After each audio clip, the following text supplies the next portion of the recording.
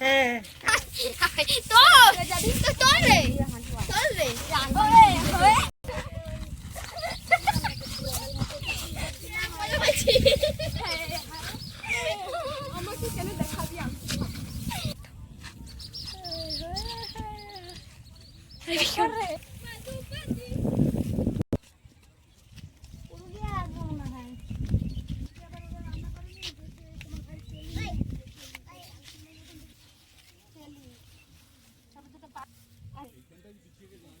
শাক এত হয়েছে, কি সুন্দর কচি কচি শাক।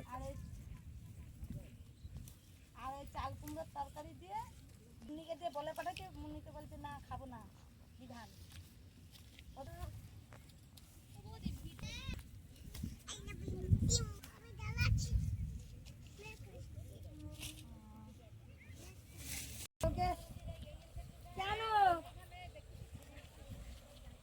বৌদি ও বৌদি কালকে ফোন করে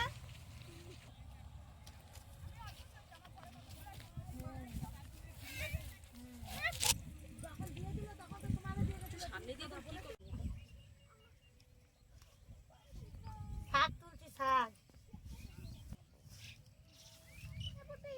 না আমাদের কেনাল পরে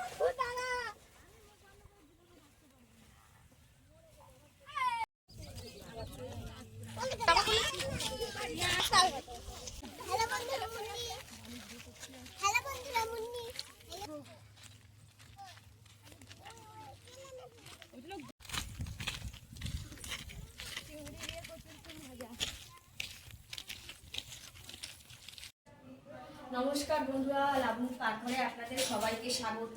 আবার অনেকদিন পরে আপনাদের সামনে এসেছি আমি নতুন একটা রেসিপি নিয়ে। তো দেখলেন আমি শাক তুললাম মাঠের থেকে, টাটকা একদম কচি শাক। তো ওই শাকের আজকে একটা রেসিপি করে আপনাদেরকে দেখাবো। তো আমার সঙ্গে থেকে প্রথম থেকে শেষ পর্যন্ত পুরো ভিডিওটা দেখবেন। আসুন, তো এই শাকের রেসিপিটা করব আমি আজকে। এই শাকের রেসিপিটা করার জন্য যে যে উপকরণগুলো আমার লাগছে সেগুলো আপনাদেরকে একবার দেখিয়ে দিচ্ছি। এখানে লাগছে, প্রথমে লাগছে রসুন লাগবে, পেঁয়াজ লাগবে, কাঁচা লঙ্কা নিয়েছি, হলুদ নিয়েছি, লবণ নিয়েছি, ফোড়নের জন্য নিয়েছি কালো জিরা, আর সর্ষের তেল তো লাগবেই। তো সর্বপ্রথমে আমি এই শাকটা ধুতে যাব। তো তার আগে আপনাদেরকে একটা কথা বলছি, আমি অনেক দিন আপনাদেরকে ভিডিও দিতে পারিনি, কারণ আমার পারিবারিক একটু সমস্যা ছিল। ওই কারণে আপনাদেরকে আমি ভিডিও দিতে পারিনি, অনেক দিন হয়েছে। তো এবার থেকে আপনাদেরকে কন্টিনিউ আমি ভিডিও দেওয়ার চেষ্টা করব, আশা করি।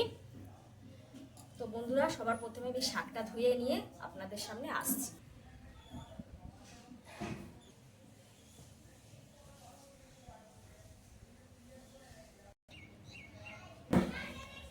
ঠ্যাংঠেনি শাক, আমাদের এখানে ঠ্যাংঠেনি শাক বলে। তো জানি না আপনারা এই শাকটাকে চেনেন কিনা, কজন চেনেন কমেন্ট করে কিন্তু জানাবেন। শাকটাকে আমি কেটে নিচ্ছি।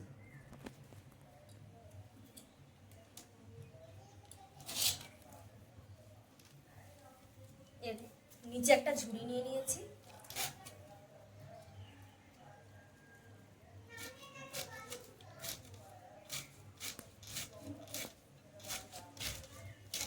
শাকটা বন্ধুরা বাছা লাগবে না, কারণ আমি বেছে বেছেই মাটির থেকে শাকগুলোকে আমি তুলেছি।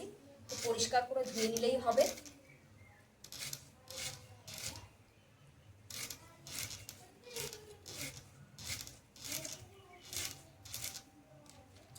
পারবো না বেশি মিহিন করেও কুচাবো না, এরকমভাবে আমি শাকগুলোকে দেখুন কুচিয়ে নিচ্ছি।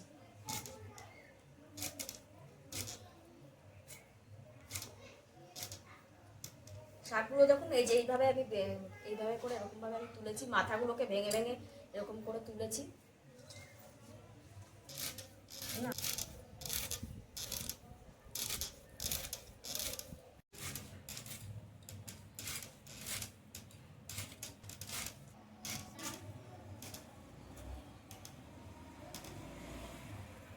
শাকটাকে আমি কুচিয়ে নিয়েছি, এবার পেঁয়াজটাকে আমি ছুলে নিয়েছিলাম, পেঁয়াজটাকে আমি কুচিয়ে নিচ্ছি।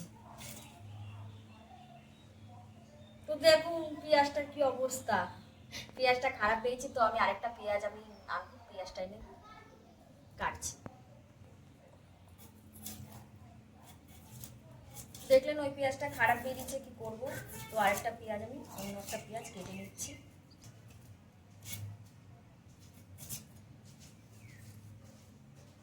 এই পেঁয়াজটাকে আমি দেখুন এইভাবে কেটে নিয়েছি। এবার লঙ্কা কটাকে আমি চিড়ে নেব।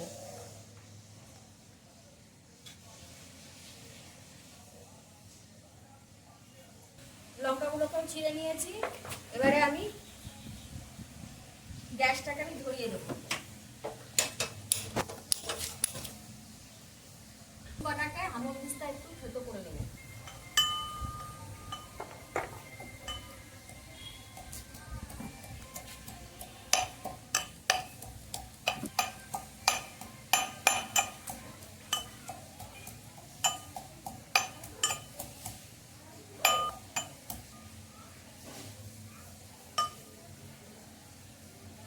এরকমভাবে পুরো করবো না, এরকমভাবে থেতো করে নিতে হবে।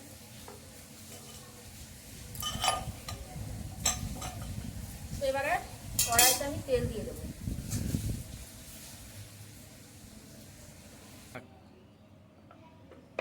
ধরুন তেলটা গরম হয়ে গেছে, এবার তেলের মধ্যে আমি ফোড়নে দিয়ে দিচ্ছি কালো জিরে, দিয়ে দিচ্ছি রসুন কুচি,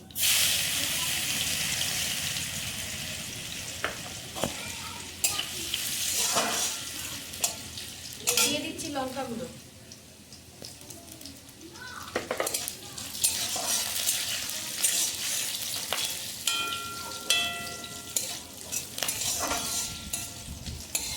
ভাজা হয়ে গেছে রসুনগুলো। এবারে দিয়ে দিচ্ছি শাকটা,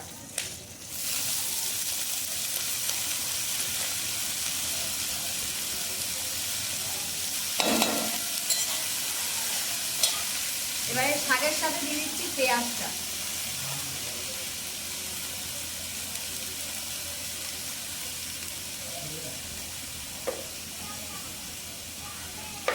দিয়ে দিচ্ছি সামান্য লবণ,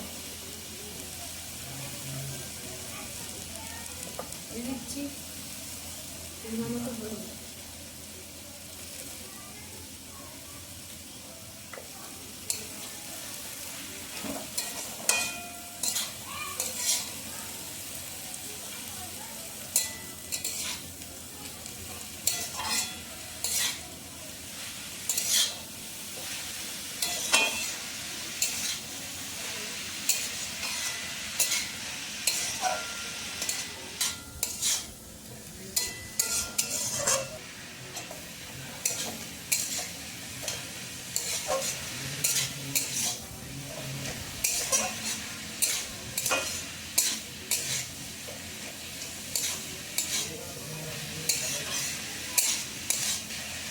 এবার শাকটাকে আমি একটু ঢাকা দিয়ে রাখবো।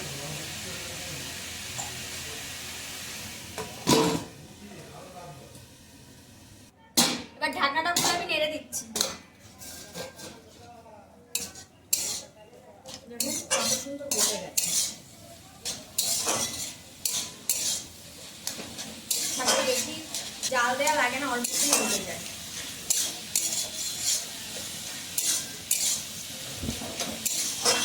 আর এই শাকটা আমরা বাড়িতে প্রায় সময় এরকম ভাবে আমরা ভাজা করে খাই, দারুণ সুন্দর হয়। অনেকে তো শুধু রসুন দিয়ে শাক ভাজা খায়, এরকম পেঁয়াজ এরকম শাকের মধ্যে দিয়ে খেয়ে দেখবেন এরকম লাগবে।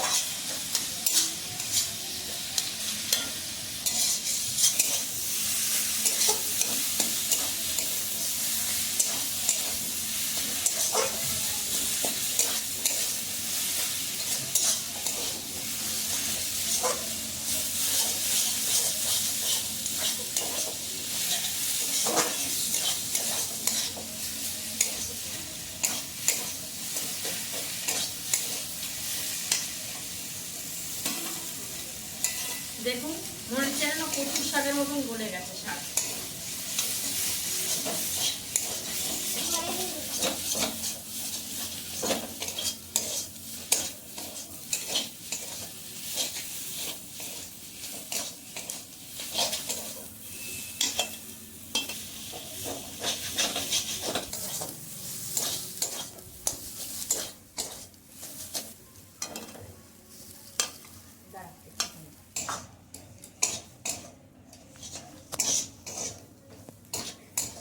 শাকটা আমার রান্না করা হয়ে গেছে, যেরকম হয়ে যাচ্ছে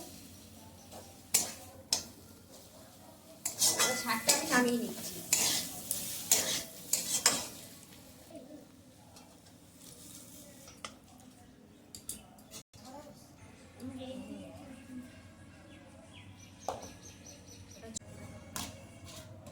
তো এবার আমি আমার ছেলেকে খেতে দেবো।